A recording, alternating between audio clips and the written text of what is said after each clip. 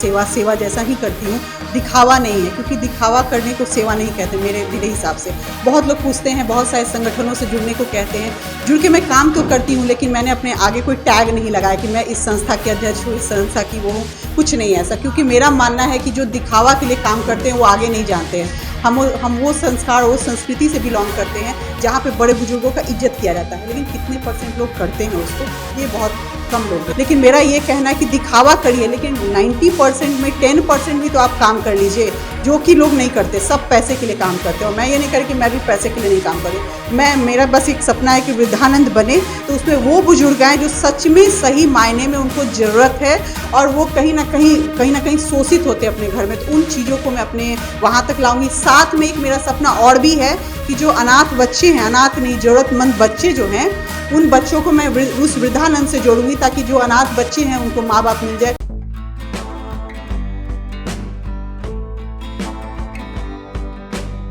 नमस्कार, मेरा नाम अनूप नारायण सिंह है और आप बिहारी खबर की डिजिटल प्लेटफॉर्म को देख रहे हैं। बिहार में नारी सशक्तिकरण की बात करें तो यह संचिकाओं में ज़्यादा देखने को मिलता है। जो महिलाएं समाज के लिए बेहतर काम करती हैं वो अखबारों में ज़्यादा नजर आती हैं और ज़मीन पर कम नजर आती हैं। लेकिन छपरा की एक बेटी हैं जो निरंतर लोगों की निस्वार्थ रूप से सेवा करती हैं, लोगों को खाना खिलाती हैं, ज़रूरतमंदों को जो कुछ आर्थिक रूप से मदद कर सकती हैं वो करती हैं। कई सारे संगठनों से जुड़ी हुई हैं और इनका मानना है कि समाज सेवा दिखावा का और पर्सनल पब्लिसिटी का माध्यम नहीं हो सकता है। आइए इन्हीं से जानते हैं कि समाज सेवा में आने का इनको कहां से प्रेरणा मिली और कैसे ये समाज सेवा के क्षेत्र में आगे बढ़ रही हैं। आप पहले अपना परिचय दें। मेरा नाम सोनिया सिंह है जी।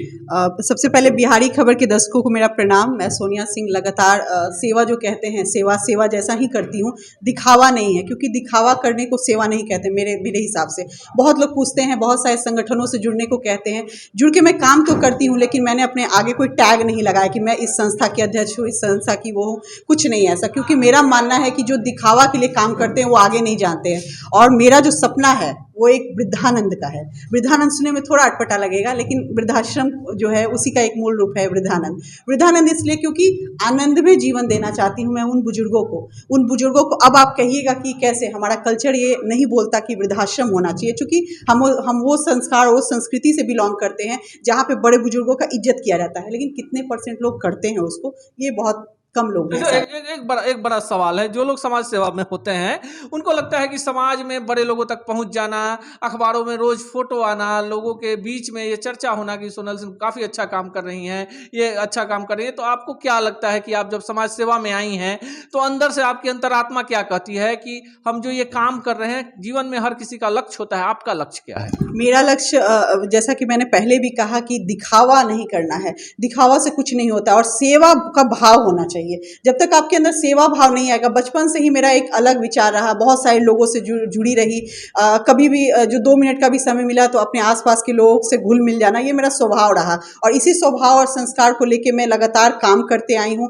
बहुत सारे लोग मिलते हैं, जुलते हैं और बोलते हैं कि मैडम इस संस्था से जुड़िए, अपना ट्रस्ट ऑर्गेनाइजेशन बनाइए, बट मेरा कोई ऐसा सपना नहीं है। हाँ, सपना है वृद्धानंद का, और जब मैं वृद्धानंद बनाऊंगी तो वो जो सपना जब पूरा होगा, और 1000 जो बेड का सपना मैंने देखा है, क्योंकि वृद्धाश्रम की अगर बात करें तो यहाँ पे कोई ऐसा वृद्धाश्रम नहीं है जो सच में काम कर रहा है, और लोग दिखावा मात्र है। सब लोग कहते हैं ये करेंगे, वो करेंगे। मैं ये नहीं कह रही कि मैं दिखावा नहीं करी, लेकिन मेरा ये कहना है कि दिखावा करिए, लेकिन 90% में 10% भी तो आप काम कर लीजिए, जो कि लोग नहीं करते। सब पैसे के लिए काम करते हैं, और मैं ये नहीं कह रही कि मैं भी पैसे के लिए नहीं काम कर रही हूँ। मेरा बस एक सपना है कि वृद्धानंद बने, तो उसमें वो बुजुर्ग आए जो सच में सही मायने में उनको जरूरत है, और वो कहीं ना कहीं शोषित होते हैं अपने घर में, तो उन चीज़ों को मैं अपने वहाँ तक लाऊंगी। साथ में एक मेरा सपना और भी है कि जो अनाथ बच्चे हैं, अनाथ नहीं, ज़रूरतमंद बच्चे जो हैं, उन बच्चों को मैं उस वृद्धानंद से जोड़ूंगी, ताकि जो अनाथ बच्चे हैं उनको माँ बाप मिल जाए, और जो माँ बाप हैं उनको एक बड़ा सवाल। आप काफी बेहतर चीजों को बता रही हैं।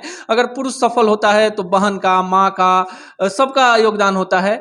आप आगे बढ़ी, इतना बड़ा कदम आपने उठा लिया, किसका किसका योगदान रहा आपके साथ? अगर बहुत अच्छा आपने प्रश्न पूछा कि सफलता जो होता है, सफलता के पीछे कोई ना कोई होता है, ऐसे ही कोई नहीं सफल हो जाता है। तो जिस तरह से एक पुरुष के पीछे एक महिला का हाथ होता है, उसी तरह से मेरा 100% जो है सफलता के पीछे सिर्फ पुरुष रहे हैं। पता नहीं लोग क्यों कहता है पुरुष प्रधान समाज में लोग आगे नहीं बढ़ने देते, लेकिन मेरे माता पिता हो, मेरा भाई हो, मेरे हस्बैंड हो, मेरे ससुर हो, या फिर मेरे दोस्त क्यों ना हो, वो जो मेल दोस्त है, फीमेल नहीं, फीमेल लोगों को बहुत प्रॉब्लम है, फीमेल लोग को बहुत ज़्यादा इसलिए प्रॉब्लम। मैं ये नहीं बोल रही कि मैं महिला हूँ तो महिला की दुश्मन हूँ, ये नहीं है, लेकिन कहीं से भी ये नहीं आप कह सकते कि एक पुरुष नहीं चाहता कि उसकी महिला आगे बढ़े। नहीं तो मेरा छोटा बच्चा है, मैं नहीं निकल पाती शायद घर से, तो कहीं ना कहीं एक योगदान रहा है और मेरी सफलता के पीछे 100% सिर्फ पुरुषों का हाथ है। जो महिलाएं समाज सेवा के क्षेत्र में आना चाहती हैं, उन्हें लगता है कि रातों रात नेम फेम हो जाएंगे, मुख्यमंत्री सम्मानित कर देंगे, पद्मश्री मिल जाएगा, नारी सशक्तिकरण में हम ब्रांड बन जाएंगे।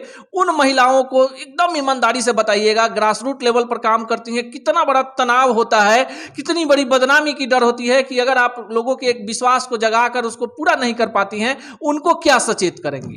उनको मैं सिर्फ यही कहना चाहूँ कि परिवर्तन जो है वो संसार का नियम है, लेकिन धीरे धीरे होना चाहिए। बहुत अचानक से उठना और अचानक से गिरना बहुत बुरी बात होती है। तो मैं उन लोग को यही कहूँगी कि चकाचौंध की दुनिया से दूर रहिए। मैं भी इसी दुनिया में हूँ, मैं भी लगातार काम कर रही हूँ। बहुत सारे ऑर्गेनाइजेशन का पटना के लगभग जो लोग हैं ऑर्गेनाइजेशन है, मुझे जानते हैं, मैं उनके साथ मिलकर काम करती हूँ, लेकिन पर्दे के पीछे बहुत शौक नहीं रहा कि वो न्यूज़ चैनल है और हमको दिखाए, हमको टीआरपी की जरूरत नहीं है। क्योंकि मेरा जो कर्म है वो मेरा कर्म प्रधान है, और मेरे जो महादेव हैं उनके हिसाब से और उनके आशीर्वाद से मैं बहुत आगे जाऊंगी, मुझे पता है। और रही बात नेम फेम पाने की, सब कोई नेम फेम पाता है, सबको मिलता है, थोड़ा कम थोड़ा ज़्यादा। तो मैं उन महिलाओं को कहना चाहूँगी कि जब घर की जो दहलीज है उससे को अगर पार करके आप गई हैं समाज में, तो एक अच्छा रूप और एक अच्छा जगह स्थापित करें, क्योंकि ये पुरुष प्रधान समाज है, ये सारे लोग जानते हैं, इसको जानने की जरूरत है। आप भी एक बेटी हैं, माँ हैं, किसी की बहन हैं, आपको क्या लगता है नारी सशक्तिकरण क्या है? दहेज के लिए बेटियों को जलाया जाना, भ्रूण में बेटियों को मार देना,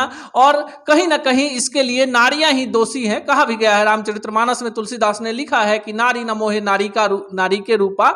जिस तरह से दहेज की बात है, प्रधानमंत्री हो या तमाम योजनाएं हो, आपको नहीं लगता है कि जब नारियां सशक्त होंगी, जब उनकी सोच बदलेगी, तब जाकर नारियां सुरक्षित होंगी समाज? नारी सशक्तिकरण का अगर रूप अगर देखें तो बहुत तरह का है। आप नारी सशक्तिकरण का मतलब समझने की जरूरत है कि हम किस तरह से सशक्त हैं।